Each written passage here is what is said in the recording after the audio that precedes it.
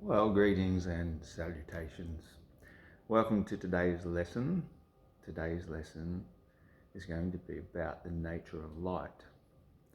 Now, this is no small topic, so I suggest if you haven't already taken some precursor lessons,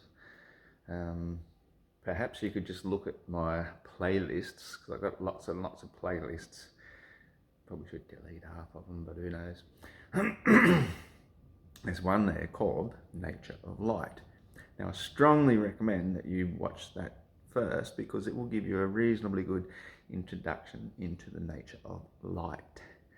Now, I'll introduce myself first of all because I think anything can be an interesting topic and anything can lead into something else. So my YouTube name, moniker, is Iron Horse. So we could write that as Iron Horse. Now I hope that works because this is the only take I'm doing. I do everything in one take. Now, basically people say, well, why did you choose your name Iron Horse? Because I was formerly known as Flat Earth Aussie Jesus, and yes, that was sort of chosen as a bit of a joke name originally because I was just going around in comments on certain sites and people kept swearing a lot and saying, oh, Jesus. I was like, I can run with that. But then when they saw my picture, they'd call me Gandalf and all that. So I did weigh up and down a lot about whether or not to call myself Flat Earth for obvious reasons. Aussie, because like I'm Australian, and then it was either Jesus or Gandalf. Does he have a PH or an F? That could be a topic in itself because every little thing is a topic in itself. And we could say that the irony of why did you pick Iron Horse, Ross? Well, because flat Earth is Fe, which is the scientific symbol for iron. And I could talk about that a lot too, like I, well, we could do an I, and well, there's that's like well, it's the first letter of the name Ross, and O is the second, and the rest is on, and the letter N is quite an interesting one because it stands for lots of things. Most of all, no thing, and north, and it's the two inner letters of the word inner. So I don't want to make this all about irony and my name and everything, but basically horse then, that's in ancient Teutonic, it actually means Ross, and they've got the double S's, that's a bit evil, satanic, that's vibrates to the. It's been a long time since I've done numerology, but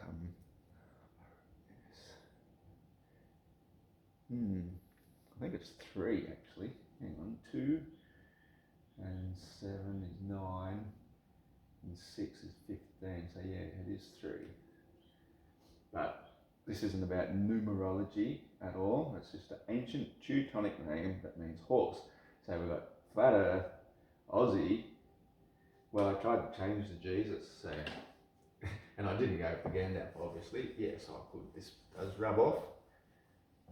So then I tried to just change it to my nickname that I did have back in school, and that was just Ross Go. So it went from Feege, Flat Earth Aussie Jesus to Flat Earth Aussie Roscoe, and that was fear, and that wasn't cool either. So I thought, eventually, I'm just going to come up with a better moniker to publish my stuff. So I just went Flat Earth, meaning iron, and Aussie, well, that's AU, and that means gold. And so I nearly went Flat Earth, iron, iron, gold horse. I thought, that's a little bit pretentious, isn't it? Putting a gold in there, the old AU.AU. And the funny thing is, about the AU, is it not only means gold and Aussie, but it also means, if I just make a bit more room here now, it means the astronomical, astro from stars, nomical meaning name, I guess, because you nominate a name, unit meaning one, so one, and so the astronomical unit, AU, is one AU, and that doesn't mean one gold, doesn't mean one Aussie, it means one distance to the sun, the big eye in the sky. Woo! So this is kind of, geez, I hope that reflection doesn't things up too much. I'll pause for a sec if I can.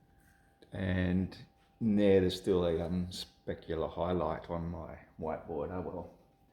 You know what we can do? We can just have a drink and pretend it's not even there, right? Right, so no specular highlight. So, we've left the gold out. We've discussed the astronomical unit. And I think this is where we'll just do a little bit more about gold. Because we have the L, and if you know anything about L, it's the letter for let there be light. And it is also traditionally a name for Elon. I mean, for L, which means electricity. It's actually an old name for God. So if we actually take the L out, we are left with God. And so this is not a religious discussion. This is a discussion about the nature of light. And I hope that we can get to it eventually, because we've got the giver of light being the sun. G, well, that sort of G means the G-man, doesn't it? And what else do we see with the G in it is this symbolism, which looks like this, and has a set square at the bottom. And we have the G-man in the middle. And now what does this look like? Well, this looks like the all-seeing eye again, doesn't it? And the motto, so GG up there a bit, is always on the level. So we've got the compass, the all-seeing eye, I see you. We've got the G-man down here. Now does that mean God? Does it mean gravity? Does it mean, and the set square. Now why would we call a square a set square? Is it because where the G-man is looking, the man on the ground, his arms sticking out of his head, he's looking to the horizon, eyes on the horizon, eyes on the rise on. iris, all-seeing eye, Ra. They're all names of the all-seeing eye, the Son of God. So where we see it set is going to be on the horizon. That's where it will set to the viewer's eyes. So the ground beneath the viewer ramps up to eye level. The sun above, as it traverses the sky to the viewer, he sees it here, he sees it there, he sees it there, he sees it there, he sees it there, he sees it there, he sees it there, he sees it there, he sees it there, he sees it there. So we've got suns throughout the day in all these different places, and every hour is 15 degrees of drift, of course, because that's how we see the sun from horizon to midday to sunset. So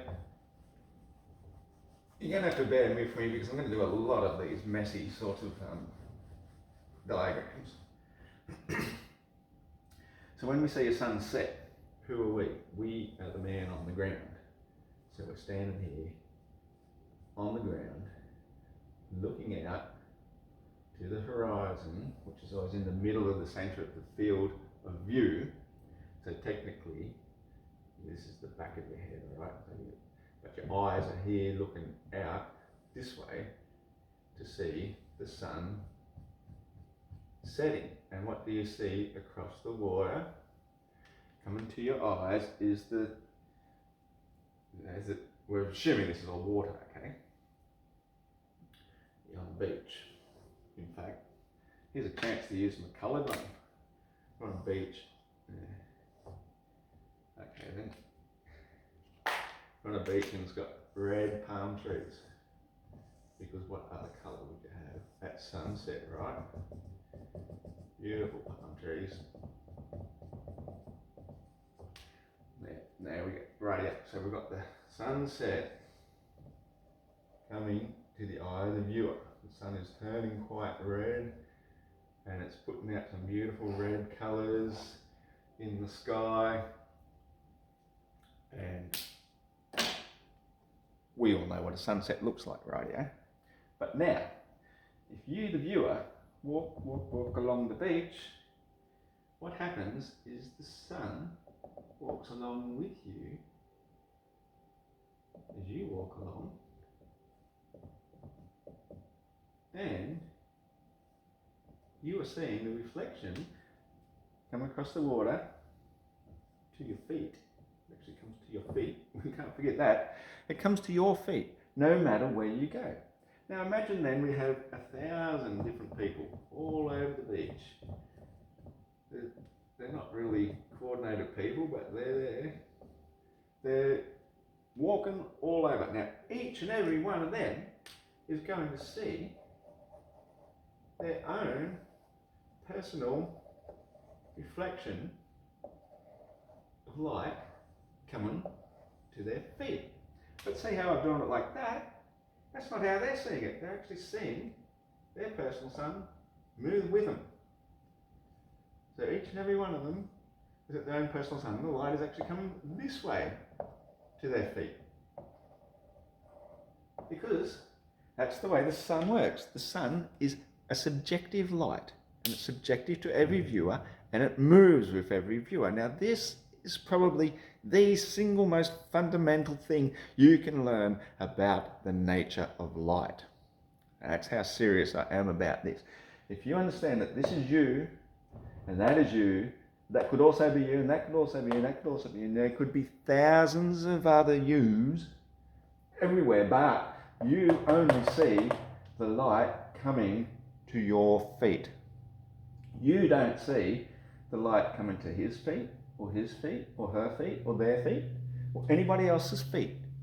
You only see the light reflect across the water to your feet. And yet all of this water, all of this way that's like miles and miles out to the horizon, You know, if we're standing on the shore and we're 180 centimetres high, that will be 5 kilometres. Or we can do it in miles, 6 feet, 3 miles, more or less. So you're seeing a subjective sun. As you move, the sun moves with you. If you stay in place, they still see their own subjective sun. And whatever's on the horizon, whether there be some little mountains or islands dotted out there, they will also move as the viewer moves, or stay in place, I should say. Let's say we've got a little mountain here, a little island.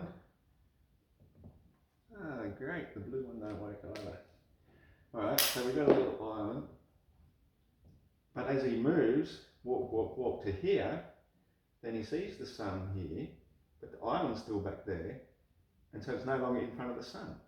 That's part of the thing of parallax, is that the nearer things will move far more than the further things. And the sun, by this stage, as I showed with the always on the level, is a perspective image where the ground appears to rise up. Like, I mean, seriously, the horizon is at eye level. We're just looking at this from a slightly higher vantage point here. But from each individual's point of view, the horizon is actually right there. And they're seeing the sun setting there and the water coming to their feet there. Imagine you're seeing through the guy. So the horizon is always going to be at eye level. Now that is another given in perspective. It has to be at eye level. And as high as you rise, the horizon rises with you because it rises with your eyes. The horizon is eye level. I've shown that one as well in other videos, perspectives playlist especially. So we've got subjective sun, all to do with the viewer, where they're looking at the sun reflects across the water to their feet, which means that the entirety of this water actually has sunlight reflecting across it all.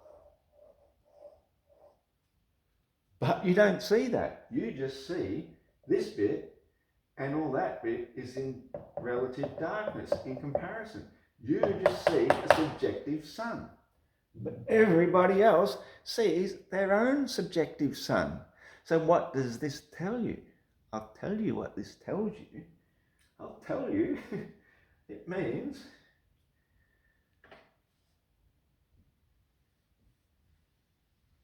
that the sun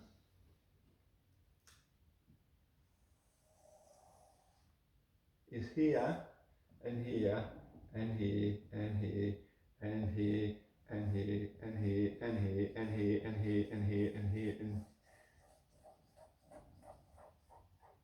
the sun is everywhere because it's lighting all of the water. But you are just seeing your personal subjective version of the sun and your personal reflection. But all the other reflections and all the other versions of the sun exist simultaneously, all at once. But you just see the one.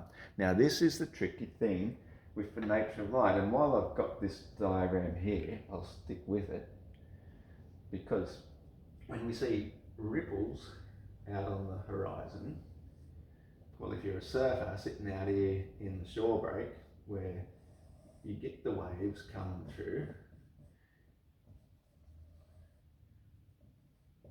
and crashing, and say you're on your surfboard, woo, having a wave, getting tubed, travelling on your left-hander there because you're a goofy footer, but when you see the next wave further out, it's pretty much hidden behind this one, and the next one you can just see this much, and then you can't really see much at all, but you see tiny, tiny ripples all the way out to the horizon. Now this ripple here looks tiny. It's like this big. But then when it gets this close, it becomes this big. And then when it gets here, it's this big. That is the nature of waves. Now, this is an important one as well because it is said that light travels in waves. So, think about this one. Now, this is a good one because it's tricky. Looks small there, and fair enough, there is other influences here as well, as including the shore, and the water itself will actually rise and get bigger and create a breaking wave because the water gets shallower. That is a given, okay, but just pretend for the sake of this argument that that's not what makes the water wave actually get bigger. Let's just assume that it's just a gentle ripple in a pond and it's not breaking hard, it's just coming up. By the time it breaks the gentle little ripple, it's still going to be the same size as it was back here. But visually, because of distance diminution, now that's a big word, diminution, I have to explain that one quite a lot to the globies as well. Distance diminution means it looks smaller when it's further away. It's like the ship getting smaller and smaller as it gets further away. It's like anything physical will seem smaller if it's further away. It's just basic common sense, isn't it? I mean, look how big my hand looks now because it's near the camera, but it gets smaller and smaller as it gets further away.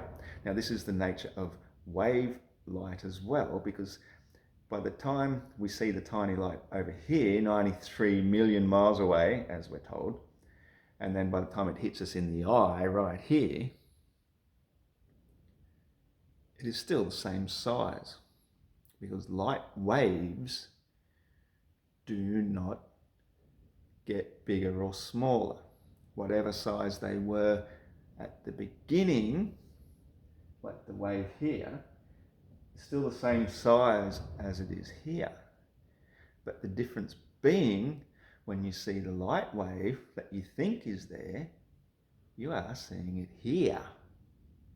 You are only seeing it here because you can't see light until you open your eyes, your light receptors, and get that light into your brain and see it, inverted and all the rest. But once you see it, then you must be seeing it as the surfer is seeing the wave in front of his face, except even closer, inside your face, in the back of your head. The light can only be as big as it appears by the time you're surfing it, if that makes sense, by the time it's inside your head. So I'd like to finish on that bit for the moment.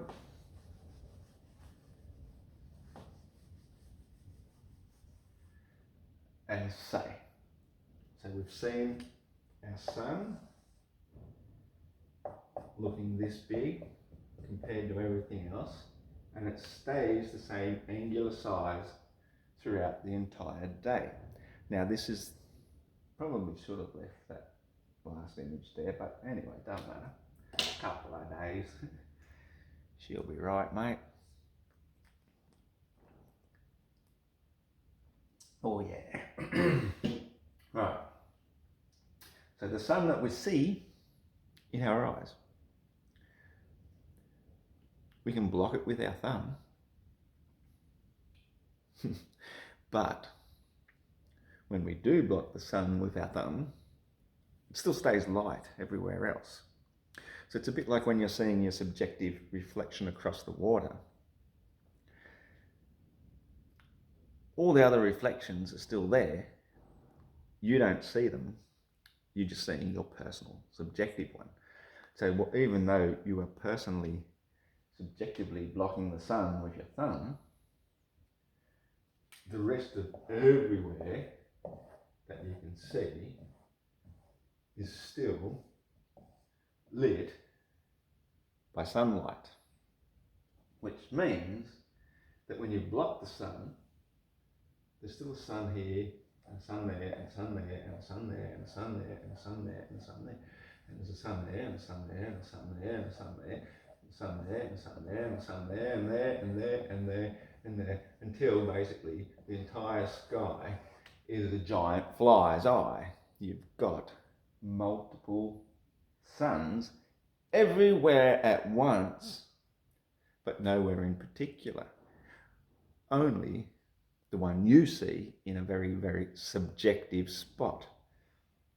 Now, the nature of light, that gets quite tricky. And I don't know if I have enough time to even explain it. Basically, when you see your sun, person B over here seeing their sun, person C seeing their sun, person D seeing their sun, there's people, billions of people all over the world, all seeing their own sun, creating their own version of light in their minds at any given moment in time. So on the flat earth, the stationary earth, this gets a little bit tricky for people because people don't understand what flat earth means. You know, if it was two-dimensional, then looking 1,000 miles, you're still going to see the same dot. But that's not how vision works. Vision works, it's really hard to explain because you have to see it orthographically, which means that when a person is standing here and looking that way, then this ground is ramping up to eye level.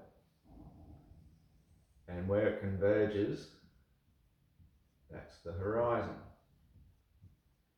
It's always going to be at eye level, and everything in front of you will always ramp up to eye level. And everything above eye level will indeed ramp down. And this convergence point remains fixed. So the higher something is, like say the sun being, let's say for example 70 miles high, by the time it reaches here, when you can just look down the corridor or into the corner of your room, I'm not going to move my camera for this because it took me ages to set up. Look down it and look at the corners going downwards.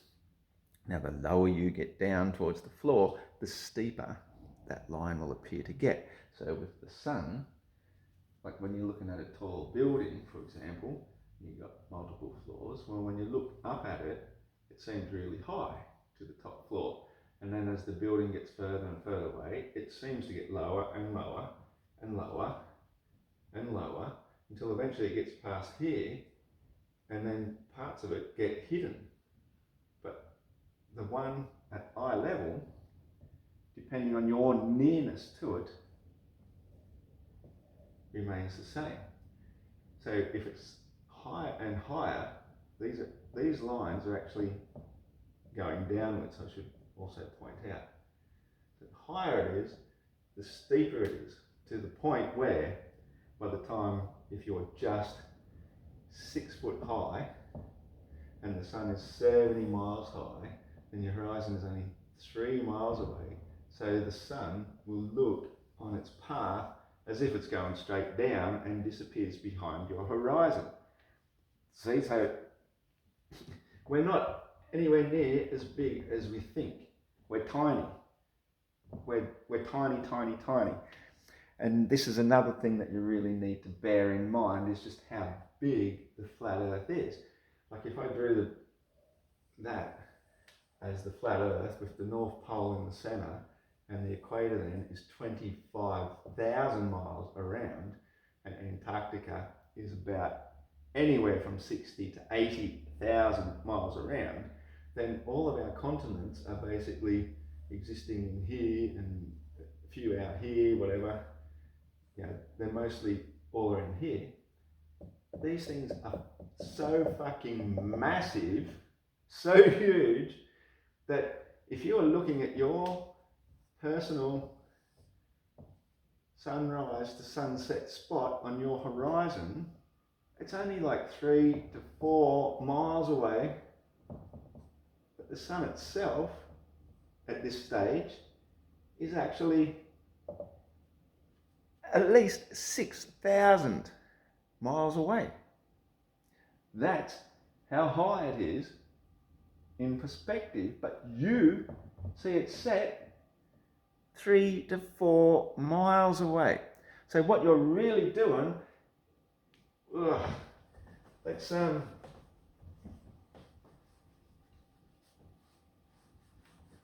say this is your continent that you live on, and it's very incontinent because it's a bloody Australia, mate.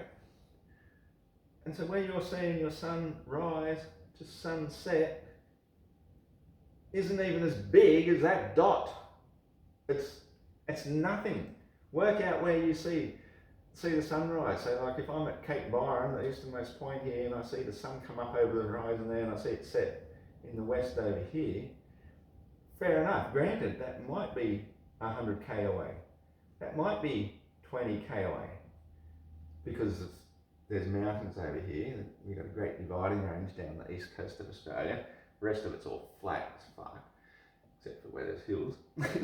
But basically, at scale, and that is the hardest thing to imagine, is scale.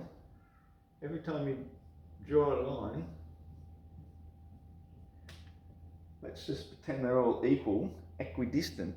When you're standing over here though, when you're the standing dude looking across, then this first one ramping up to eye level, well actually it's not, because it's, let's say that eye level is actually all the way over here. So we'll do that, that's the horizon, so that's 3 miles, 5 kilometres. Each one of these, however, is not equidistant. This first line to here, that's probably 1 entire kilometre. In fact, I'm getting it all wrong. It's not even. It's not even. I've got to get this all right. It's probably only about 100 metres. The next one, 200 metres. The next one, 500 metres. The next one, 1 kilometre. So you see what's happened?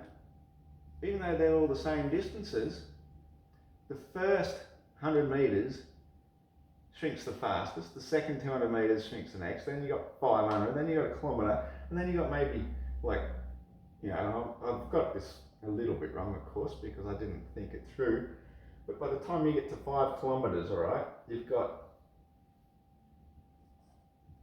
this much visual space is the last 3 kilometres, this much is the next 2.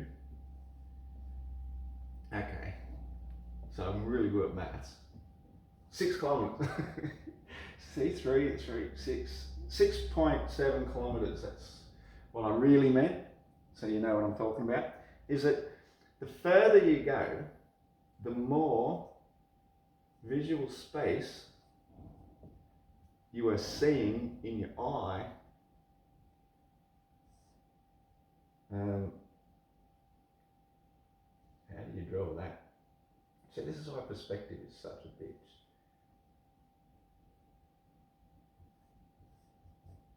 The more you're seeing in your eye is like here is 3 kilometres.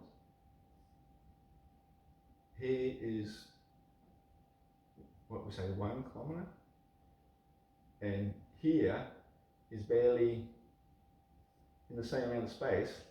You know, it gets bigger and bigger. I don't know. Boom, boom, boom, boom, boom, boom, boom.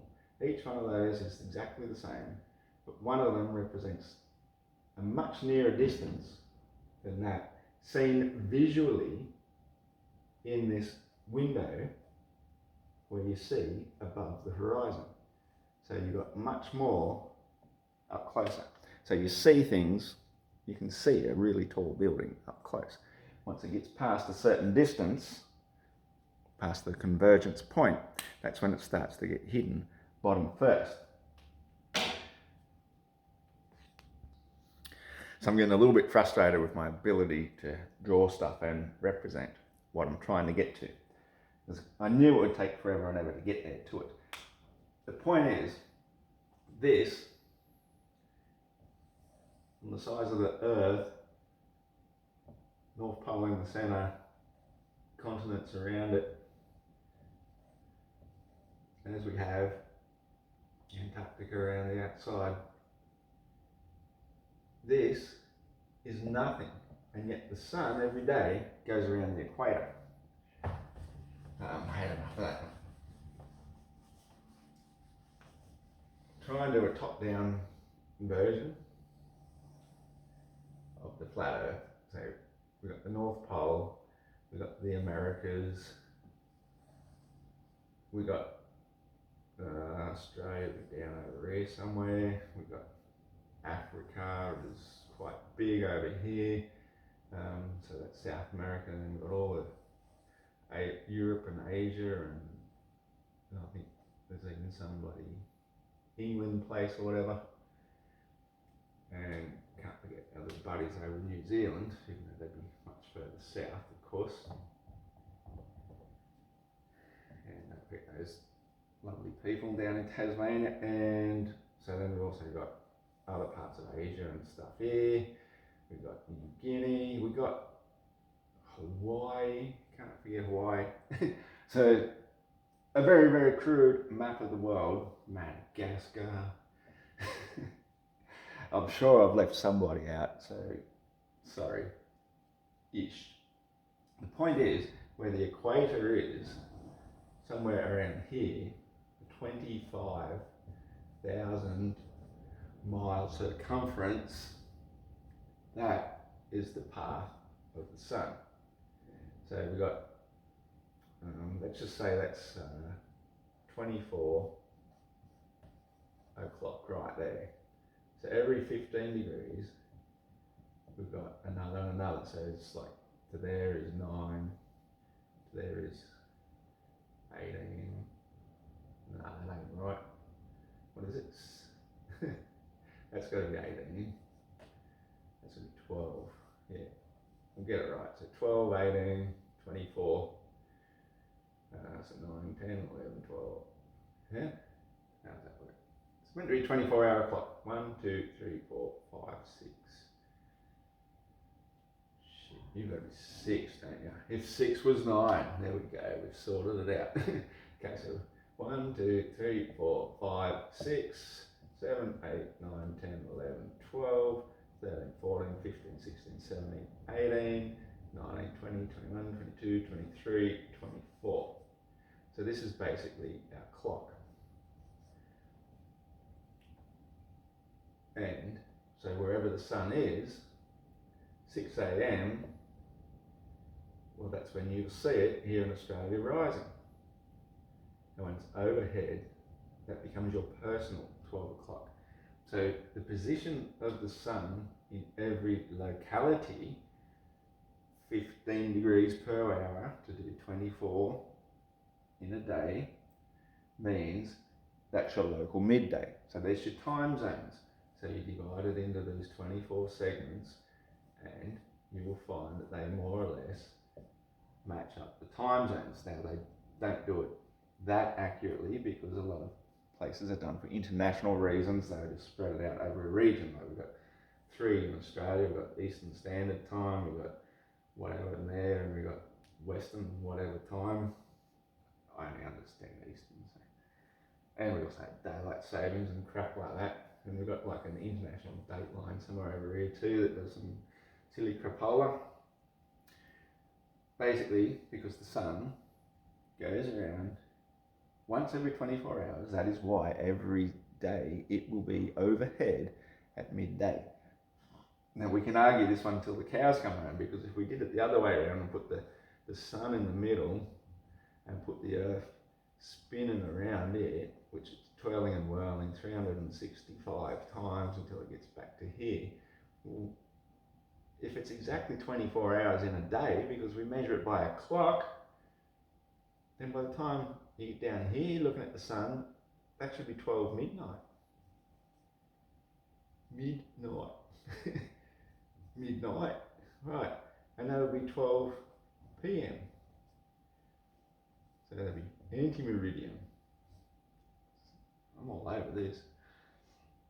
The thing is too, with the Earth going around the sun, I mean, this is a crack up, isn't it?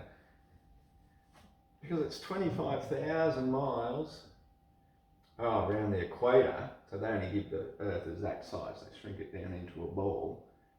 It's a 25,000 mile spin every day, so it's 8,000 miles from the centre point to each point around the equator. Oh, and it's also tilted, of course.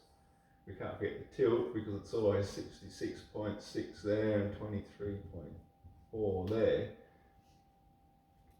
And so the equator must likewise be tilted as it's spinning around. But the thing is, as it spins every day, it's going 25,000 miles around. It's always going towards the east, actually, west to east.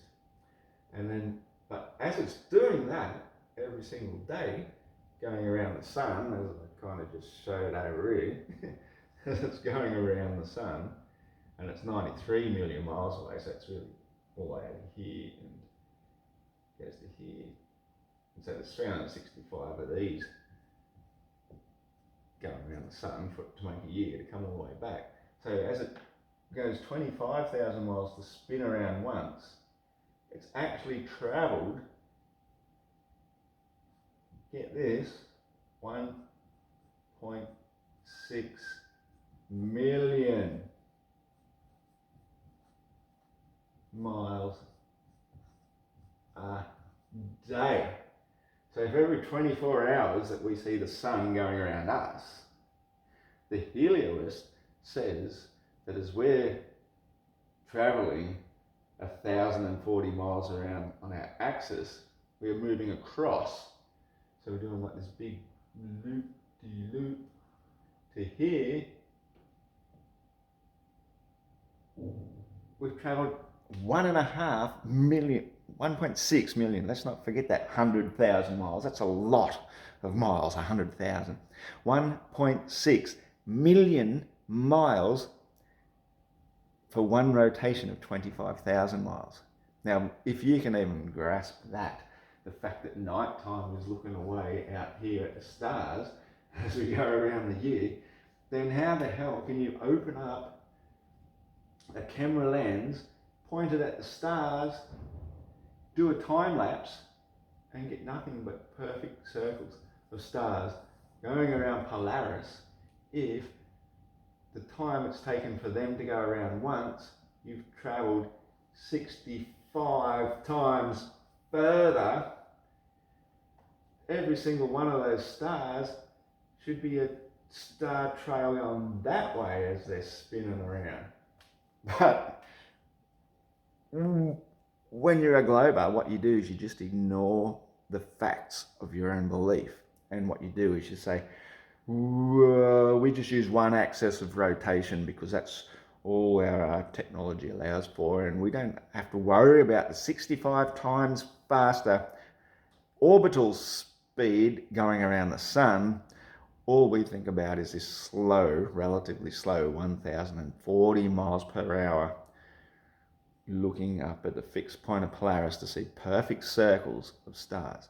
Now it's a bit like if you looked at a Ferris wheel and you know, at night time, and so you could see the lights of the Ferris wheel, and you took a time-lapse image of this, and it took 24 minutes to make an entire rotation.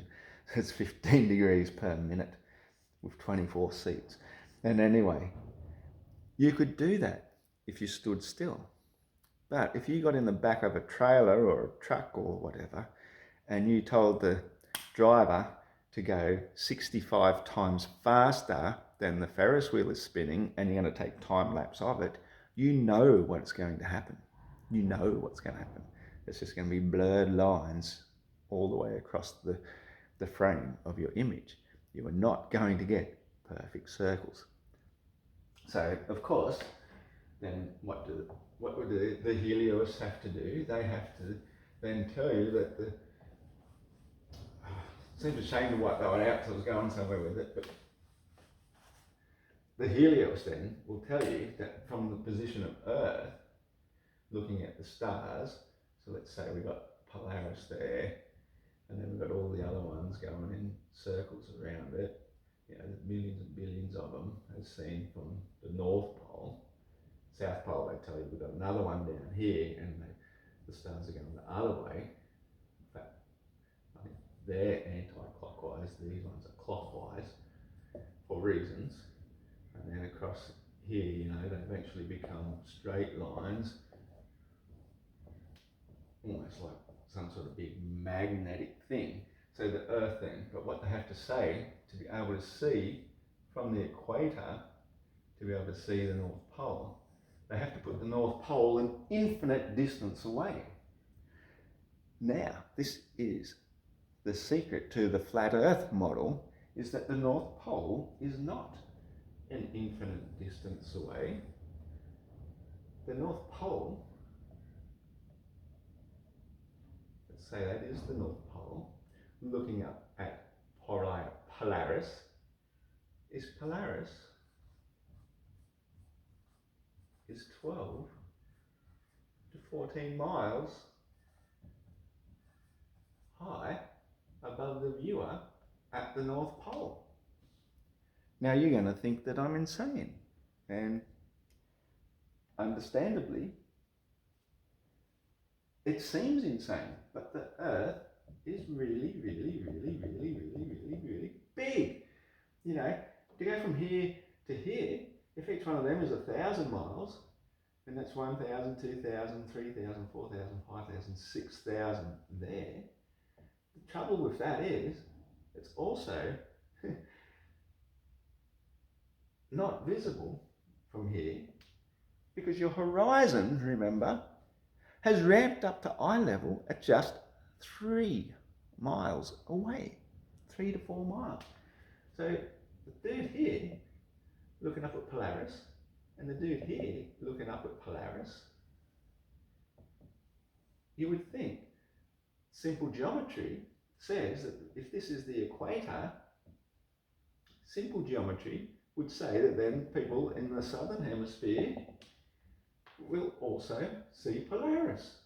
But no, because remember that image of the buildings, when we're looking up to the horizon, and we've got our tall building here, so it goes that way. The building itself seems to get smaller and smaller until obscured at just 3 miles away. So you're standing here and you're looking up at it, it looks massive. You walk away from the building, that same distance, it looks smaller. And the further you get from the building, it seems to be smaller and smaller, because convergence is bringing it down to eye level, as convergence ramps the ground up to eye level, creating the convergence point that you cannot see through. So, from here, when you're 1,000 miles away, Polaris will have appeared to have dropped. And to here, it will have dropped. Until to here, it is at the horizon. So each one of these sees Polaris, it's a star, we're going to make it look like a star at least, seems to have dropped by a number of degrees. And as we saw with the earlier Freemasonic symbol of the compass and the set square, how the set square always rises to eye level, the setting point of Polaris becomes the distance to the equator.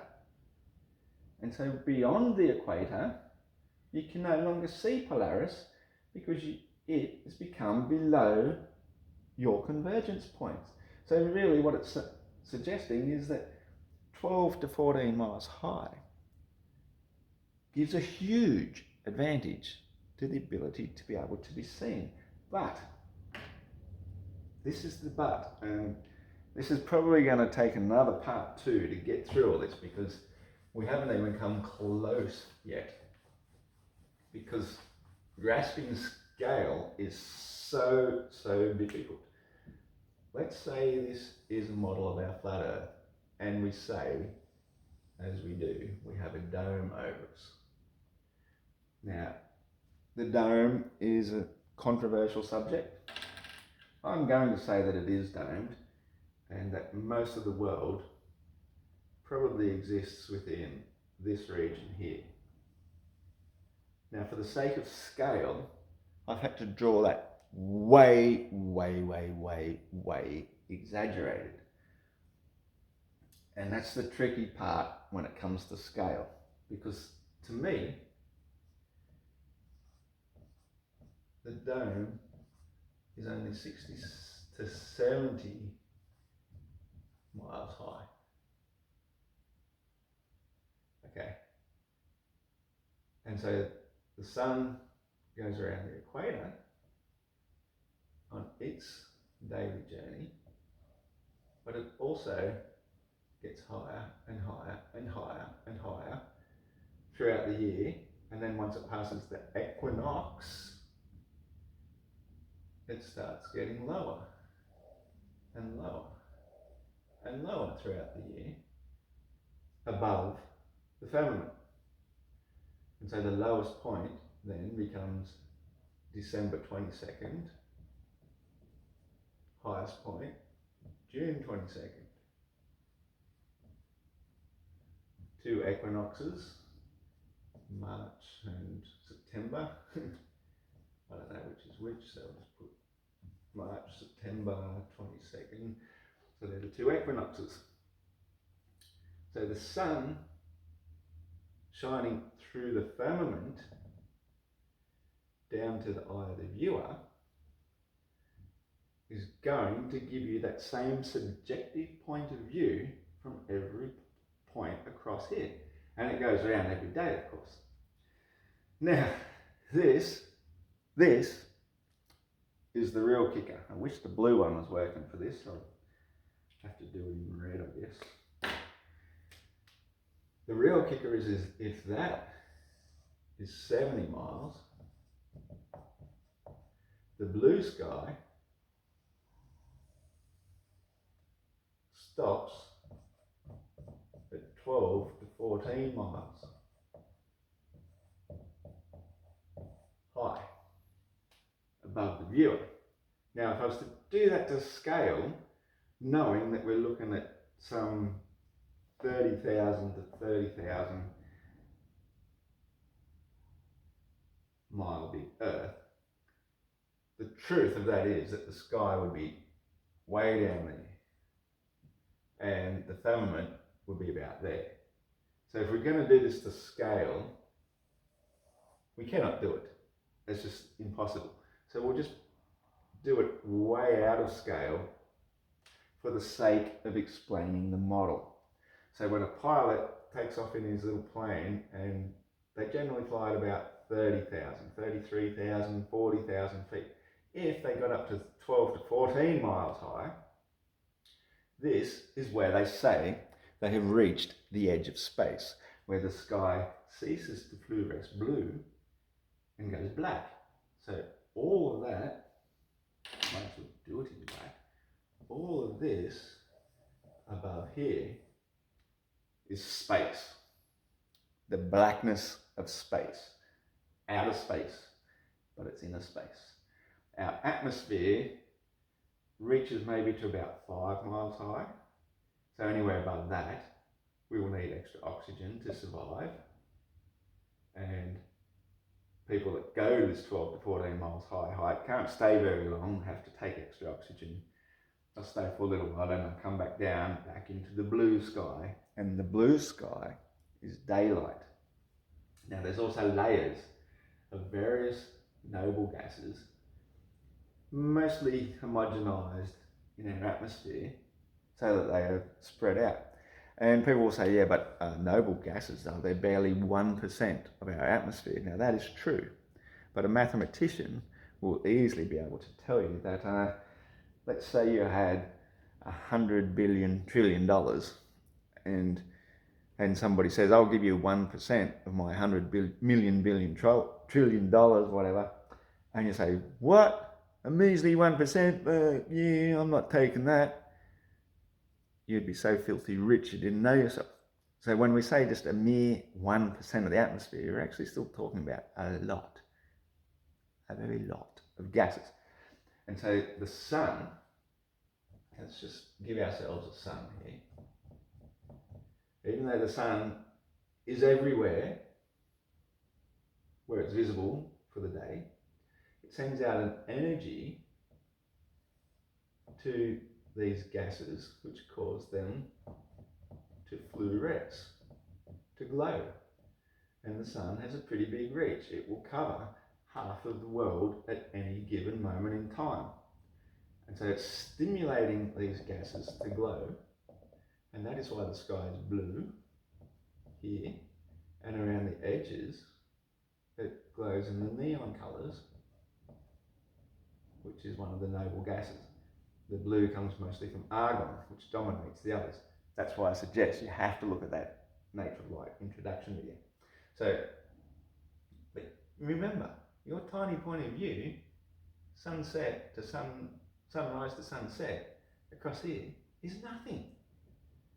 But you're seeing the sun traject for 50% of the day through this tiny, tiny, tiny, tiny little window of opportunity. Now that in itself should tell you how impossible the globe is. Because how can it be on a globe where the sun is shining across 50%, you get the sun way over here, and it's shining light on 50% of it at any given time, but you're only seeing it rise here and set there in a tiny, doesn't even fit on the map, little 8-mile window of opportunity, when you're seeing it, well, I guess because it's spinning, we're going to give it that. So let's say up in the northern hemisphere, you see it rise, by the time you see it set, come around again. I can see how you might say that when you're seeing the sun overhead at midday, at 12 p.m, 6 a.m. over here, and 9 p.m. over there,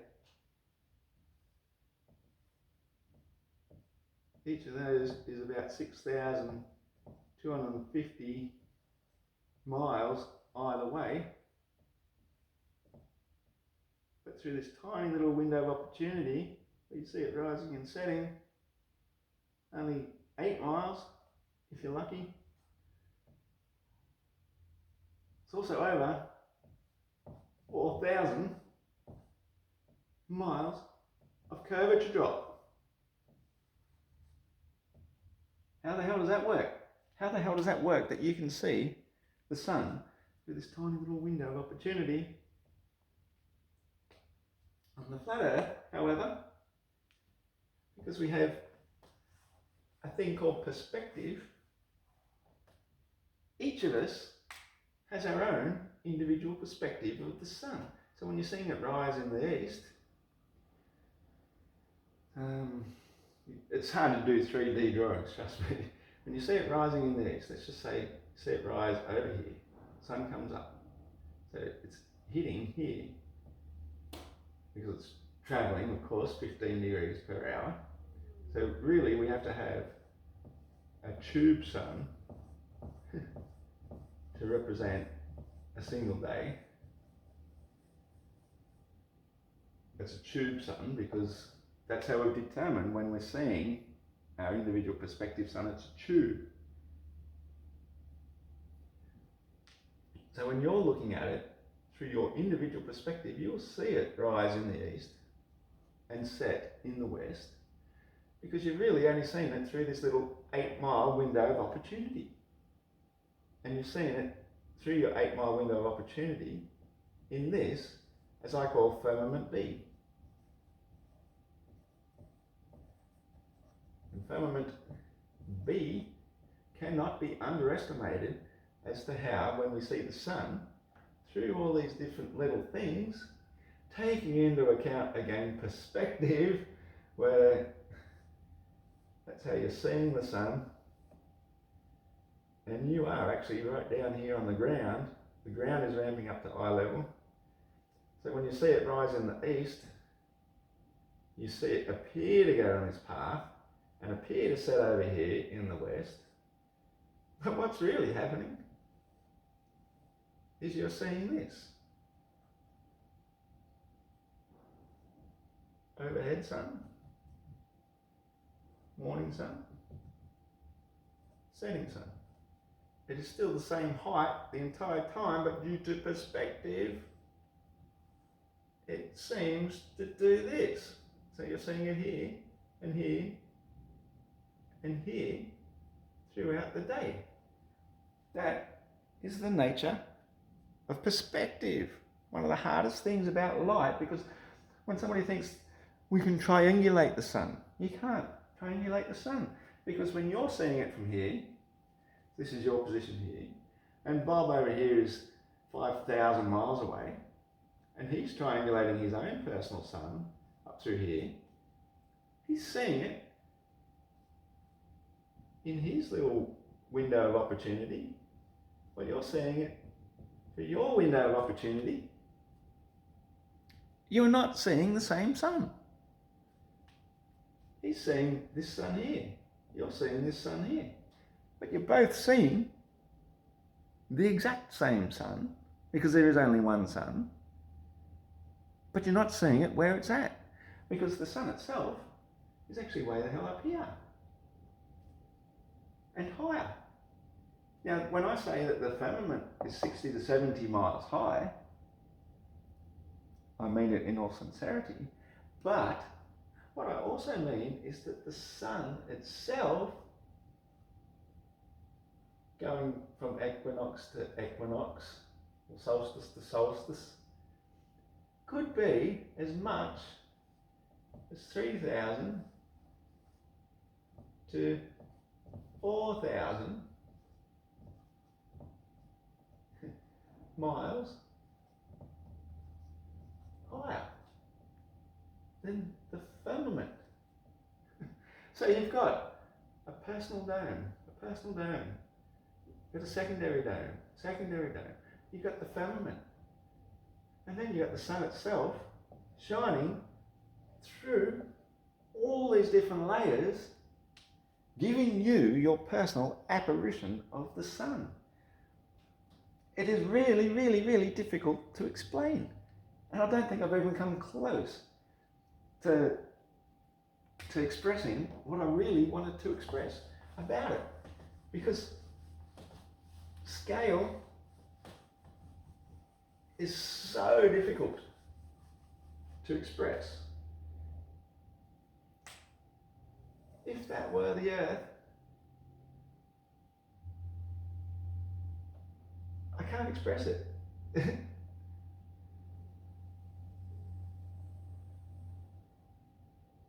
That's 3, 4, 5, 100 times higher than the actual firmament.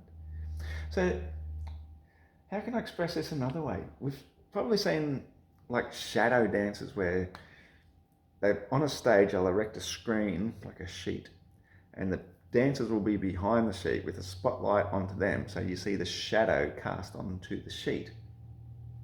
Now, the nature of light, in a way, is similar to that, but in reverse.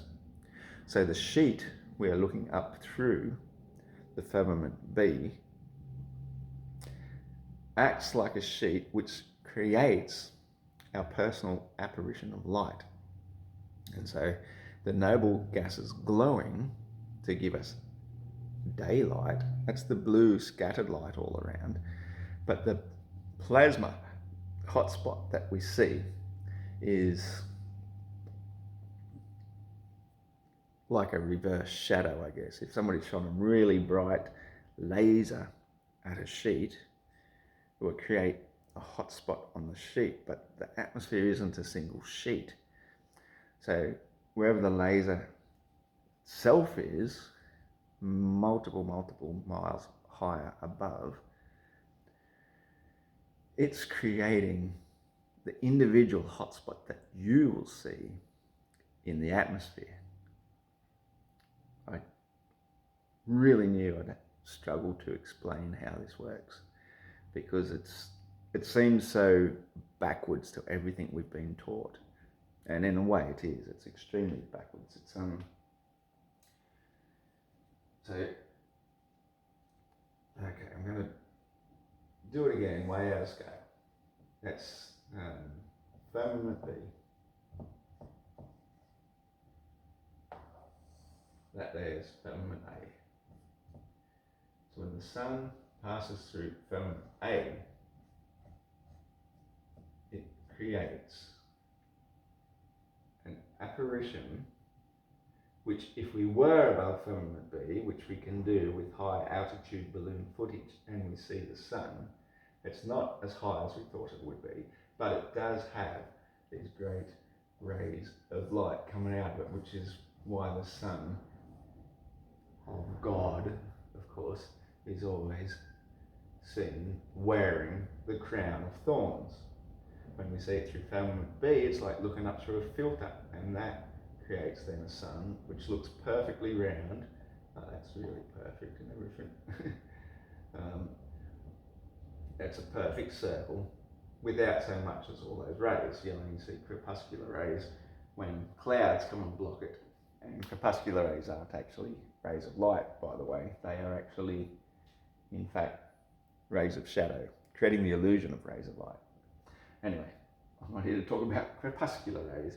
I'm talking about sun itself. So when we see the sun, from our point of view, looking at the sun, there's the sun that we think, well, there's the sun we think we see, because we can't see through the fluorescing blue of firmament B. So all the noble gases are down here. Above it, nothing but blackness. But we can still see the hot spot of the sun. But when we're talking about stars, you know, we've got multiple stars at night time. Once you get above firmament B, regardless of the time of day, you cannot see the stars. But when it's night, when the sun is gone, so you're over here on the other side, you see the stars in your personal line of sight. But you see them here. You see them only to 12 to 14 miles high, but you don't see them above this layer because the sun dominates and the light from the stars doesn't even exist until down here. And the same goes with the moon. Now the moon is within the firmament. I'm thinking it's possibly as high as the firmament, that it's actually the force that pushes down onto the earth to create the tides also repels the moon upwards. And so that virtually the sun and moon are the same size. So when the light hits the moon, it projects to every viewer an apparition of whatever phase the moon is in at the time. So let's say that's the phase. So even over here, it's still projecting the exact same phase. So of course, when you're looking at it from one point of view, it's going to appear upside down from the other point of view, depending on which side of the equator you're on. Terrible drawing, I know. But basically, all I'm saying is that the plasma apparition of the moon is also 12 to 14 miles high. No matter where you see it, no matter where anybody sees it as they're looking up through firmament B. All the light exists in this layer, the moon stimulating the krypton gas. Can't forget that one, because that's why the moonlight is black and white.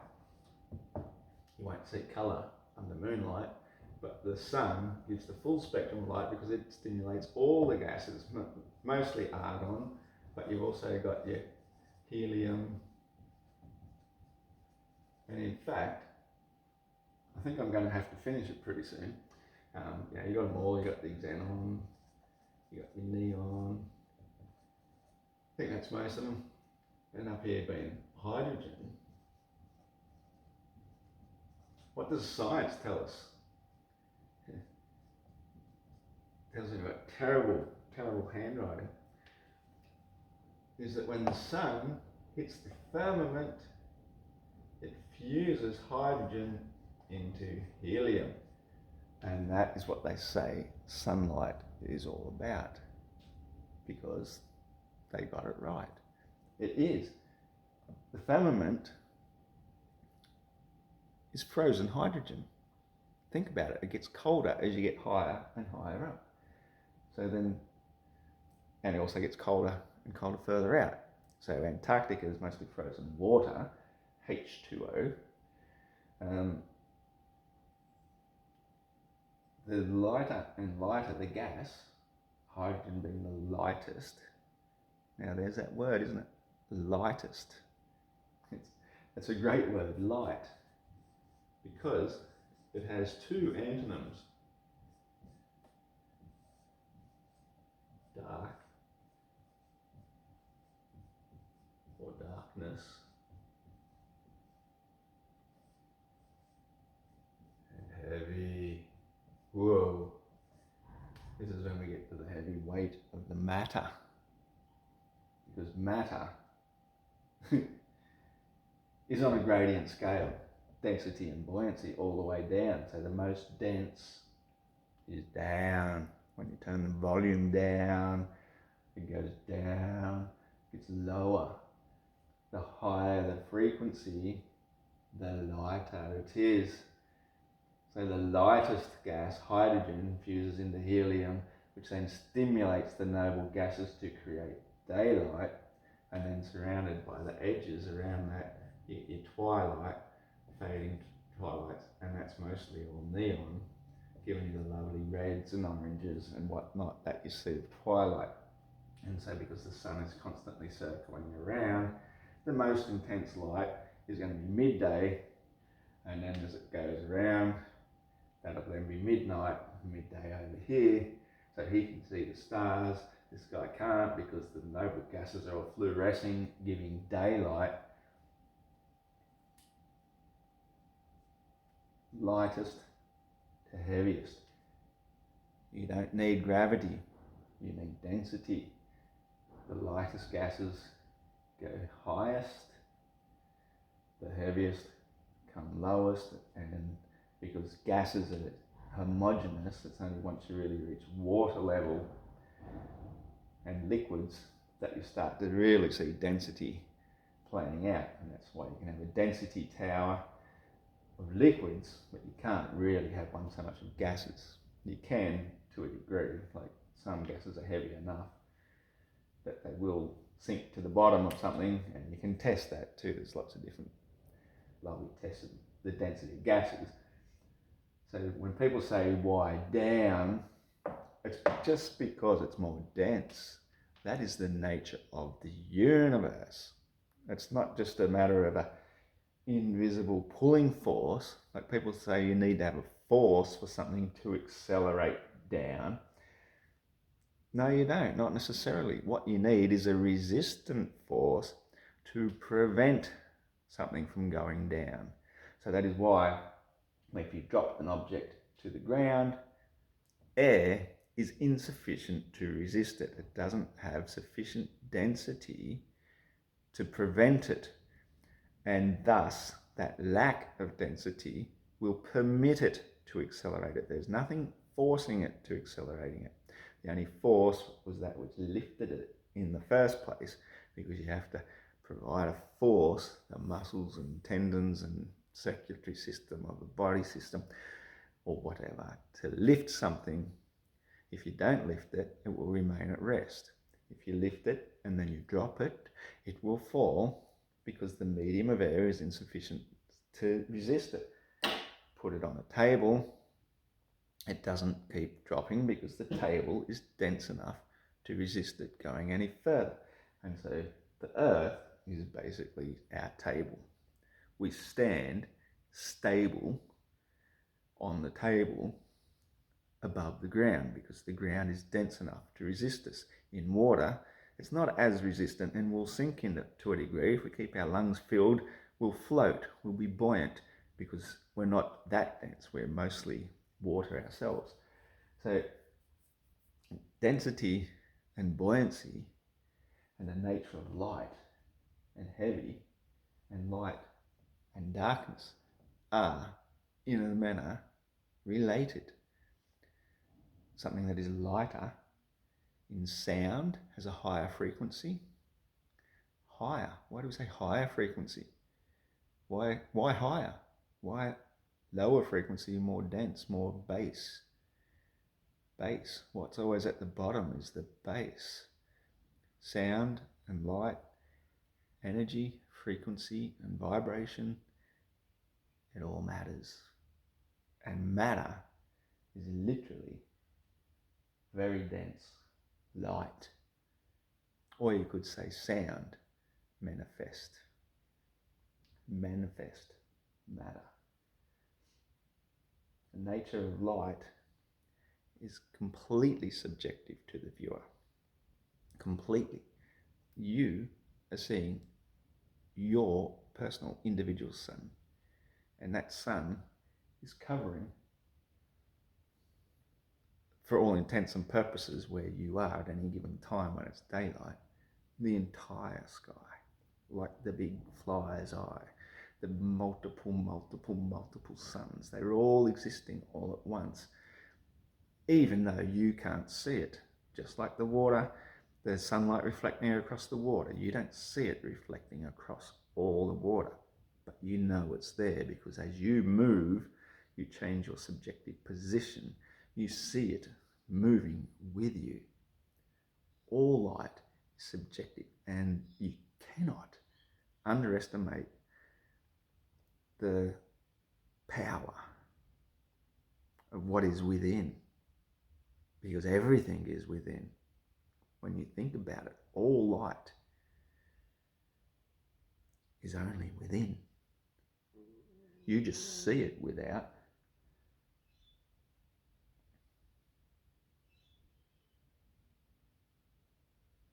Because that's where it seems to be. Nothing is as it seems. What do they say? We see through a glass darkly. It's like a glass. What are the different biblical interpretations of the word firmament? There's 3 different interpretations of the term firmament. One is stretched out like a tarpaulin. The second is beaten flat like metal. The second is like molten glass. Now, if you'd never seen ice before, all 3 of those definitions describe what you might sort of think of as a frozen lake, for example. It's stretched out like a tarpaulin, it's beaten flat like metal because it's perfectly flat, and it's like molten glass. It's ice. So that is what the firmament is. It is ice. And that is obviously then the waters above. Now, I'm not saying that there's liquid water above the firmament. As far as I'm concerned, it's ether or ether, which is like a higher vibration again of water. If ever you've had a dream of being underwater but you can still breathe, that is similar in a sense to what the ether the thing above, the waters above are like. It's a higher vibration, a higher frequency. And I don't think I can describe that in words for now. I'll leave that for the next time, but hopefully I've touched upon some of the fundamentals of why on the flat earth model it is virtually impossible to pinpoint the position and the height of the sun because of perspective, because of the way vision works. My sun and your sun are 2 completely different hotspot apparitions in a completely different part of the atmosphere. And so by the time you triangulate such a thing from two different positions, the more positions you use, the more incorrect you get, and the more 93 million miles away it gets. It just keeps getting further and further, because you're looking at the sun here and you're looking at the sun there, but you're both seeing the same but a different sun. You are not seeing what you think you're seeing. So that is why I say the sun is everywhere at once and ultimately nowhere at the same time, because it's not in a position. It's in all of the positions, which therefore means it's in none of the positions. It just seems to be in a position, and that is the nature of light. Thanks for listening.